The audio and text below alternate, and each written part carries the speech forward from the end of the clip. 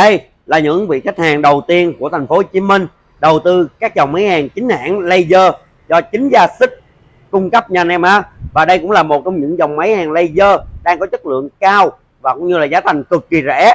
Anh em có thể liên hệ qua số hotline phía trên để anh em mình có thể trao đổi trực tiếp về các dòng sản phẩm mà anh em đang quan tâm. Nếu anh em nào nhà xưởng đang có nhu cầu về các dòng máy hàng laser để cải thiện về khả năng làm việc cũng như là công suất hiệu năng của con máy thì hãy đầu tư ngay để có thể cạnh tranh với thị trường. Và đây là những vị khách hàng trải nghiệm trực tiếp tại nhà xưởng máy hàng laser.